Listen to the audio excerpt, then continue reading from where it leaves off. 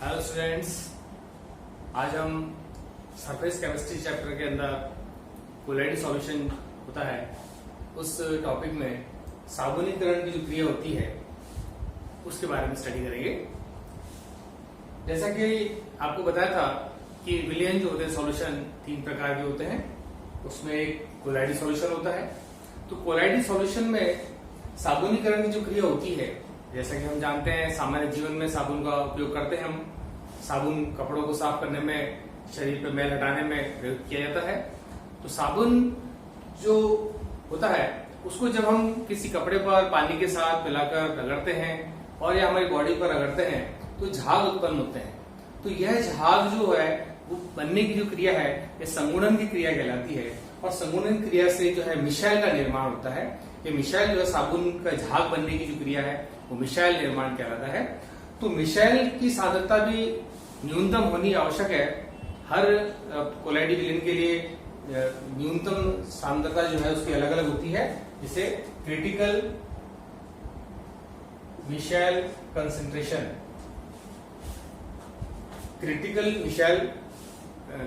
कहते हैं।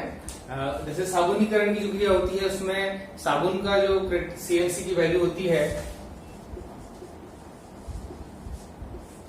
उसकी जो वैल्यू होती है 10⁻³ मोल पर लीटर।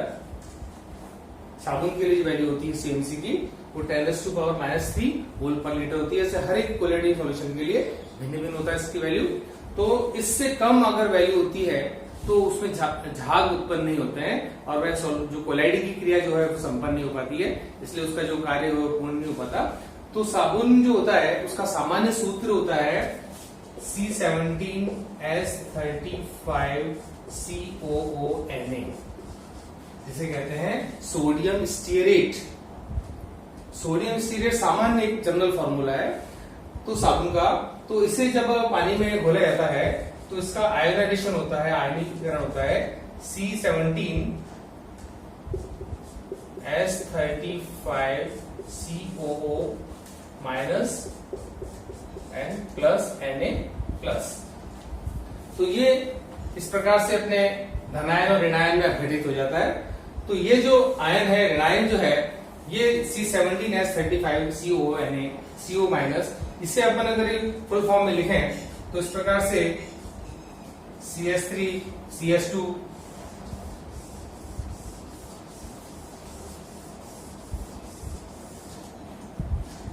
ये जो लास्ट में COO है, ये C double bond O then O COO। तो इस प्रकार से इसको जो एक्सपेंशन रूप में लिखे हैं इस प्रकार लिखा जाएगा। तो ये आयन जो है ऋणायन, यहां माइनस तो जो आयन को शॉर्ट रूप में लिखा जाए तो शॉर्ट रूप में इस प्रकार से लिखेंगे अपन, इसी को शॉर्ट रूप में इस प्रकार से लिखा गया है। तो ये इसका सिर कहलाता है, हेड कहलाता है,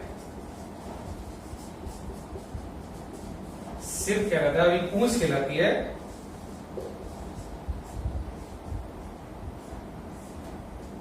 इधर वाला जो पोर्शन है ये भाग, ये पूंछ कहलाती है और आगे वाला जो भाग है वो हेड कहलाता है, ये टेल कहलाती है।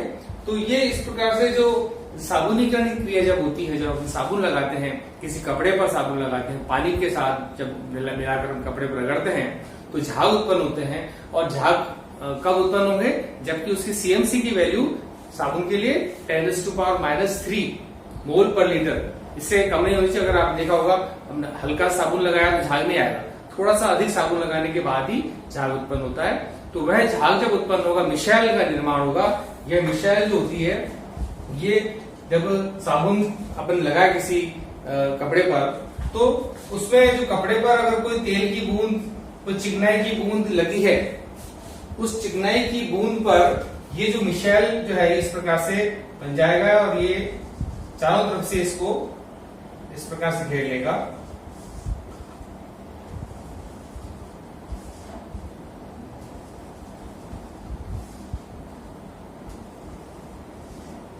इस प्रकार से बहुत सारे आयन जो है ऋणायन का जो भाग है ये वाला, ये इस पर जो बूंद है, तेल की बूंद है, चिकनाई जो युक्त लगी हुई है, गंदगी लगी है, उस पर अटैक करके और ऋणायन जो भाग है यानी कि सिरा जो है वो बाहर और पूंछ इधर, और इस प्रकार से उस कपड़े पर से खींच लेंगे, क्योंकि ये जो कोलाइड है यह होता है द्रव स्नेही।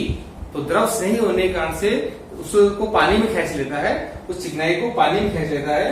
तो ये जो चिकनाई की बूंद है ये चिकनाई की बूंद को ये सब मिसाइल जो है मिलकर इसे बाहर निकाल देते हैं और वह कपड़ा जो है साफ हो जाता है। कि हमारी बॉडी पर अगर वो चिकनाहट लगी है, वो गंदगी लगी है, वही क्रिया यहाँ पर संपन्न होती है और यहाँ पर जो है मिसाइल का निर्माण होता है और साबुन का झाग होता है वो मिसाइल के समान। इस प्रकार ये है साबुनीकरण की क्रिया संपन्न होती है। और CMC जो होती है क्रांतिक मिसाइल सांद्रता,